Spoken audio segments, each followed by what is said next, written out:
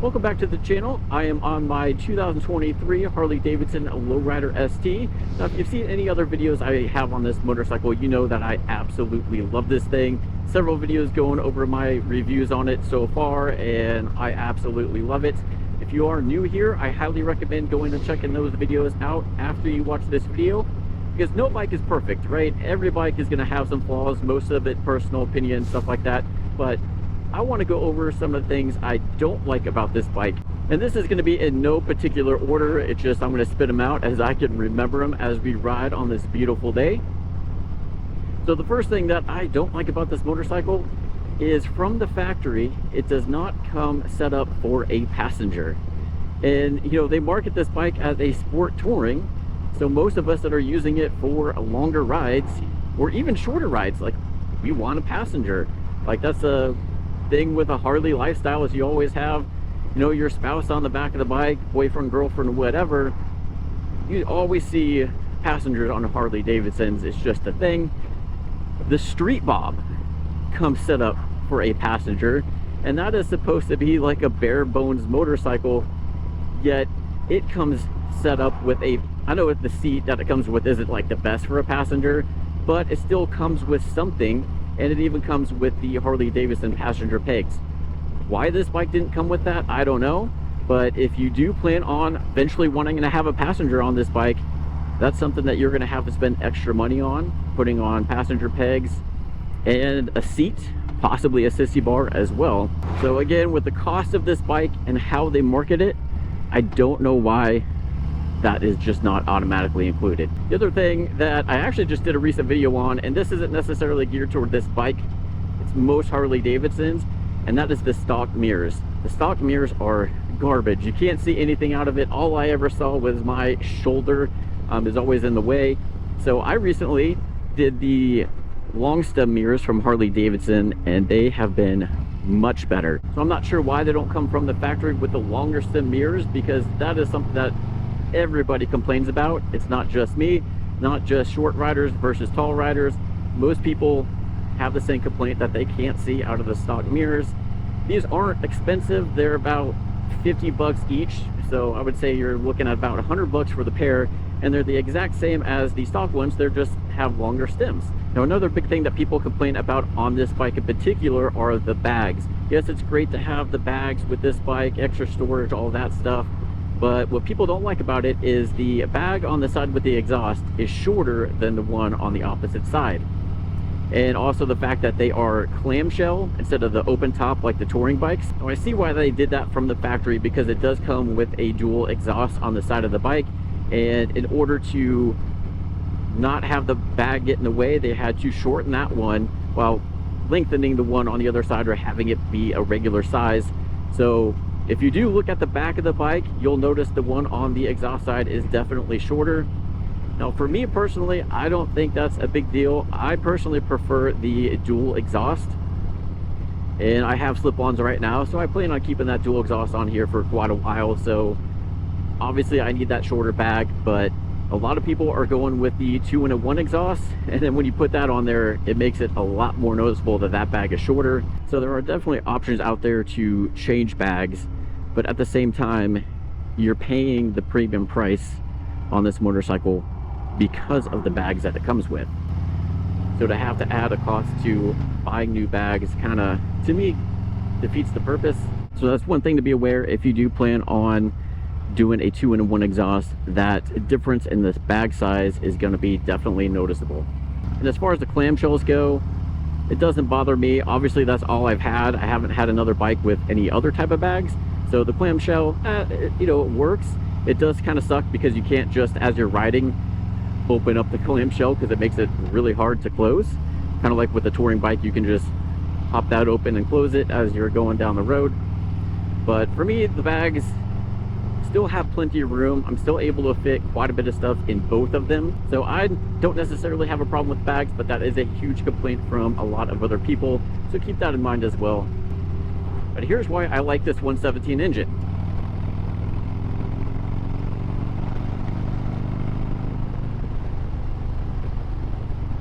Has some dump trucks just like that. So moving on, another complaint that I have about this bike, and probably 90% of other people do as well, are the position of the stock handlebars. Now this is a sport touring, so it has a more aggressive setup than like the touring bikes and even like the street bob, stuff like that, because you know it's got the 117, it's a sport touring, you want to be able to move around curves and stuff like that and just have a more aggressive riding style is what this bike is made for.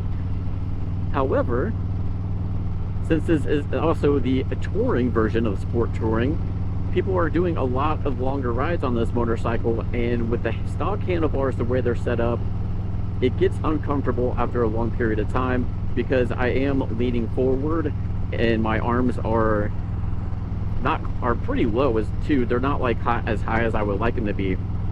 So on those Facebook groups and even on other YouTube videos, it seems like 90% of people are changing either the rise or pullback or even both on this motorcycle. So that's definitely something that, like I said, a lot of people change, and it is not a cheap expense. I mean, if you get the minor pullback from Thrash and Supply, it's still $500 and some, and you can still use the stock cables. But I've also heard a lot of people say that ends up not being enough, so then they have to change that out, and then to add anything other than that 6-inch riser, you have to replace, you know, the cables, get a longer clutch line and everything like that. And for somebody like me who's not very mechanically inclined, I have to pay somebody to do that, and that gets very expensive on top of the expensive cost of the parts as well. So going on short rides and stuff like that, it's fine. If you're in a lot of twisties and stuff like that, the setup will probably work just fine. You know, with the mid controls, feel like you get a lot of control on this thing in the turns. However, as you can see where I'm at in the Midwest, we have no twisties. So most of the time I'm going straight and for a long period of time. So these handlebar setup definitely, I feel it in my back quite a bit after, say, like 45 minutes to an hour.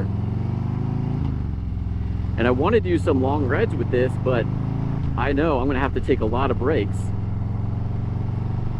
to stretch my back and everything, and that's just another cost to add to the bike because like I said, again, 90% of people, it seems like, are changing that out. And so on top of the huge expense of this motorcycle, you may end up having to do something with adjusting the bars, especially if you're a taller rider. I'm 5'10", and I still find them uncomfortable.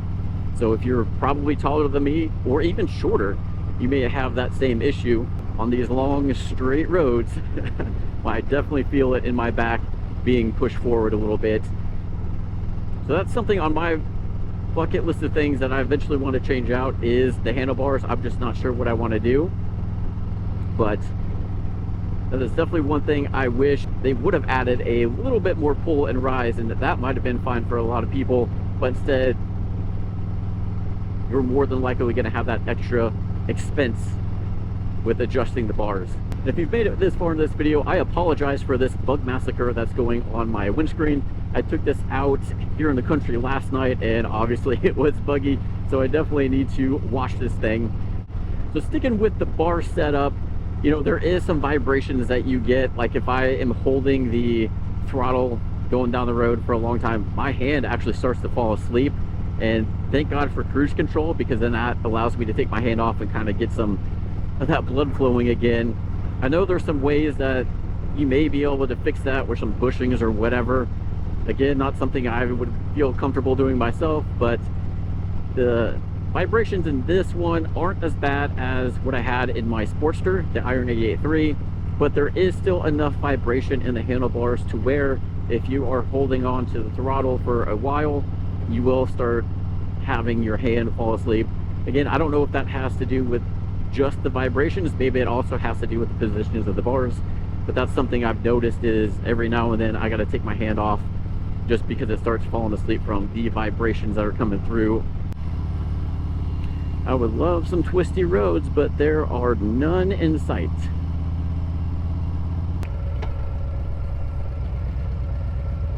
I really hate it when people go this slow over the railroad track. It's like, come on, man, you're in a car, you're fine.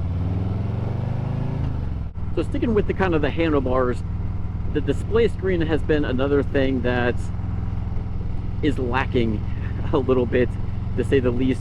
You know, some people like it. If you like that minimalistic look and you don't want a whole lot of stuff displayed or a big screen, then this might be perfect for you, because literally it just gives you enough information that you need and nothing more.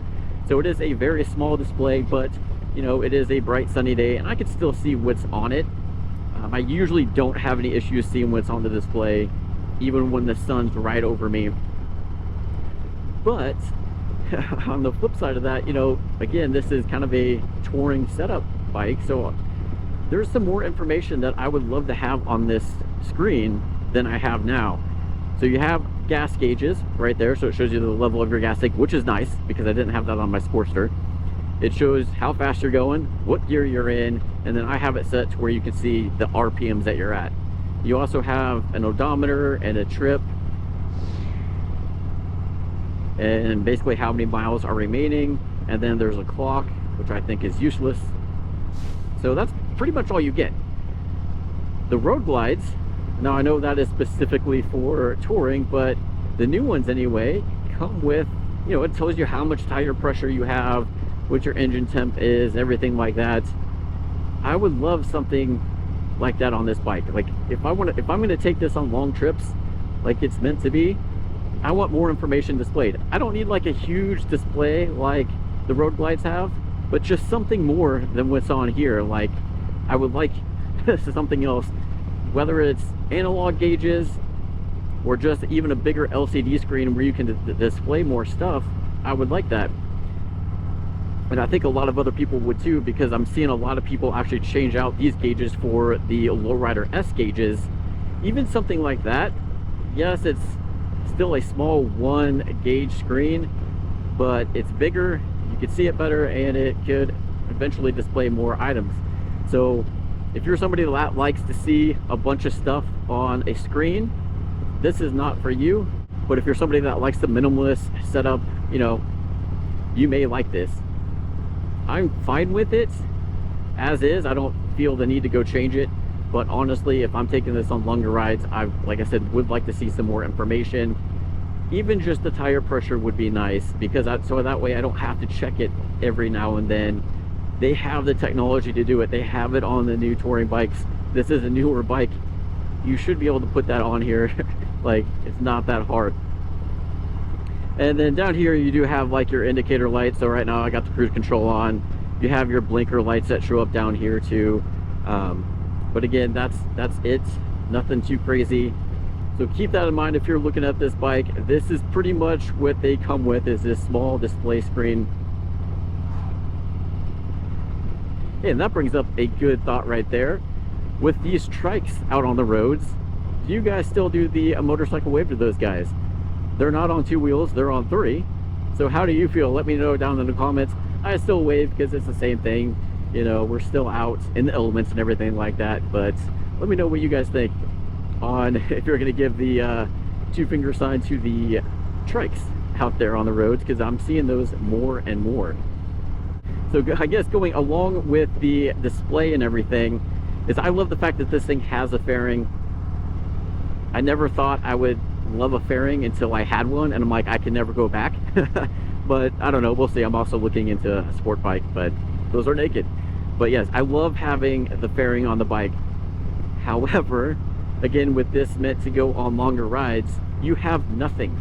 Like, it comes with a spot for some Bluetooth speakers, but once you're on the highway, you're not going to be able to hear those, and that's an extra cost. It doesn't come with the bike. That's another, like, I don't know, $1,200 to $1,400 just to get some Bluetooth speakers that you can probably hear going around, you know, 50 miles an hour like I am now, but on the highway, nothing. The fact that this fairing is nice to have, and I'm glad they did it, but the fact that there's nothing else kind of sucks. There is so much opportunity. Like, there is so much empty space here that could be utilized. Like, I would love just like a little pocket. Like, it doesn't have to be a giant pocket or anything, just something that can close where I can easily put my phone in or whatever, because, you know, there is a USB port to charge things. I don't necessarily want to have my phone up here all day in the sun and overheating. And sometimes this handlebar bag is filled up. I would love just a pocket to put some stuff in. So there's one thing that, you know, I have a love-hate relationship with this fairing. I love that we have it and it's there, but I hate the fact that it's bare bones. There's nothing there. And I feel like even somebody aftermarket could probably figure out how to build some storage into here or something. I'm sure you could probably even put some speakers down here somehow, maybe build it out a little bit more, but I just wish that there was more. Again, with the touring aspect of this bike, I just wish there was more features to go towards that, because there's not a lot. And that's why I'm like, man, I kind of really want to go the road glider route, just because of all the infotainment center stuff. The more that I ride this bike, especially on longer rides, I'm wishing I had some more of that stuff. So again, I mean, these aren't like just the absolute things I hate about it. There's some complaints that, you know, are just my own personal opinion, that I've noticed that there's some things on this bike that are leaving me wanting more, especially at the price point of these bikes. I don't know what they're going for now in 2024, but when I bought this one, I had a hell of a time finding them, because, you know, they were still popular. Not too many dealerships had a lot of them in stock. The one near me, I went and test drove several different bikes, and I just love this one. I'm like, oh, that's the one I'm going to go with. The dealerships that do this live market value crap absolutely pissed me off. They wanted $30,000 for this bike, and I'm like, no. Because at that point, I'm going to get a road glide and get all the other stuff. So I ended up finding a dealer down in Wichita that got me it for $25,000, which is still a crap ton of money for a motorcycle. And why I say that, because out of college, I bought a brand new car for $16,000. And the fact that this motorcycle, which is like a quarter of what is on a car, is $25,000 is just insane. I wish, you know, for the $25,000, you had more features on this bike for the touring aspect. And come on, put some passenger pegs on it at least. But this thing does amazing on the highway, I can tell you that. This up here is about as twisty as the roads get here in the Midwest. Oh yeah, look at this twist. Really going crazy. Well, that twist was fun. Now we're back going straight. So this does come with that kind of more aggressive setup. You do have mid controls, which is fine. My legs don't necessarily get tired on long hauls or whatever, and if so, I can at least put my left foot out here on the engine guard. Can't do that on the right side because of that air breather. Definitely in the way. So another thing I don't like about this bike is, now that I finally have it set up for a passenger, is I have to change the preload on that rear shock every time I decide to have my wife on the bike, and then I have to change it back when it's just me. And it's not a huge deal, but it is still an inconvenience. The only way to do that is you have to take the seat off, get out the tool, and then change it that way. Now usually I'm doing it in my garage, and that's when, you know, she wants to go for a ride. It's in the garage, it's not a big deal. But it's still kind of a pain in the butt that in order to change the preload in the rear shock, you have to take the seat off.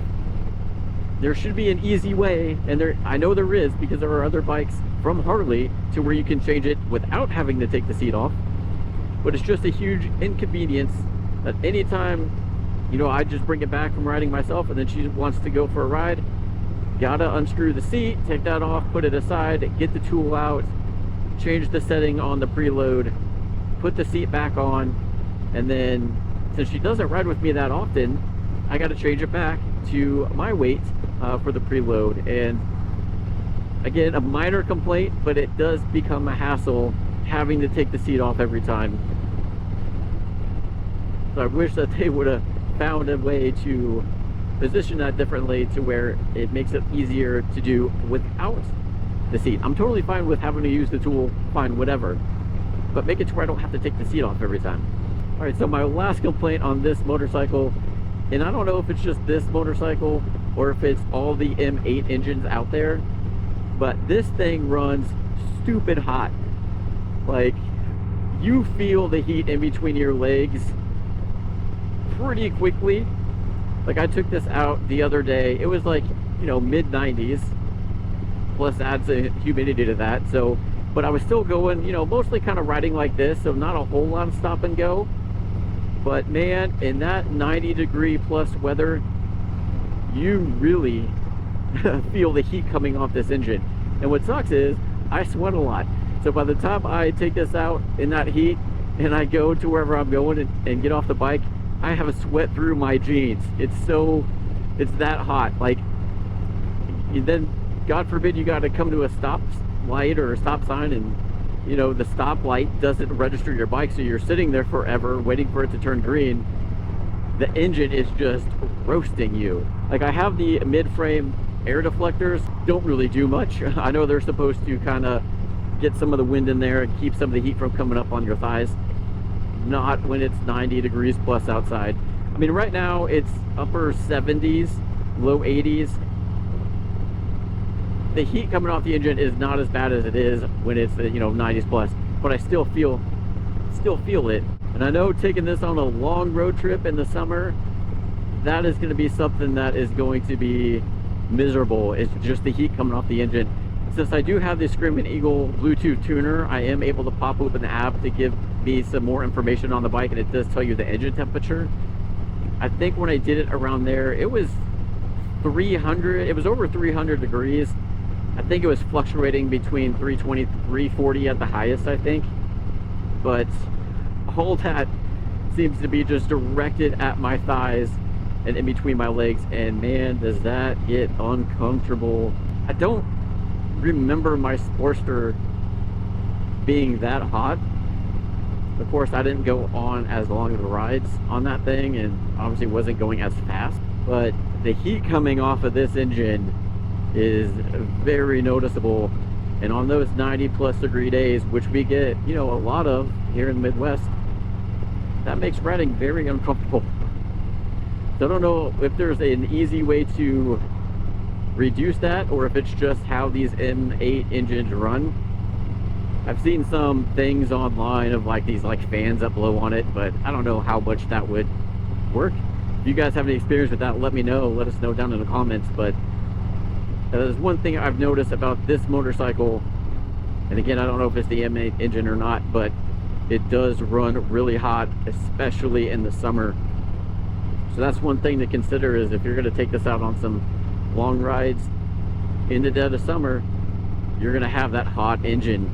I don't have a crazy tuner on this bike. I just have the Bluetooth Screaming Eagle tuner, so maybe it's because it's in the EPA regulations and you're not able to get, you know, the full flow of air through the bike or anything like that because of those restrictions you have. So maybe that would be an easy fix, but just doing a different tune. But again, you may risk losing your warranty if your bike is still in warranty. So that's pretty much it. That is really all I can come up with as far as complaints on this 2023 Low Rider ST. If you guys have anything to add to the list or have remedies for any of that, let us know down in that comment section. Definitely helps people out that are interested in looking at these bikes. Again, some of that might just be personal preference or just like a Harley thing in general, but thought I would throw those out there on, you know, some things that I really don't like about this bike, and maybe even just a Harley-Davidson thing in general. But if you've made it this far into the video and want to hear what good things I have about this bike, and let me tell you, there are a lot of good things, go ahead and check out these videos up here, and consider hitting that like and subscribe button, because I will be coming out with more videos on this Low Rider ST.